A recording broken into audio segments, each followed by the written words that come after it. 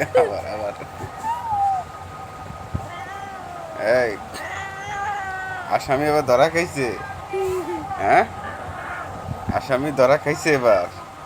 পালাস কোথায়? দাঁড়া দাঁড়া, তোর পিটন হবে। আন তোর পিটন হবে। দাঁড়া দাঁড়া, তোর পিটন হবে। দাঁড়া দাঁড়া, তোর আজকে কেউ ঠেকাইতে পারবো না।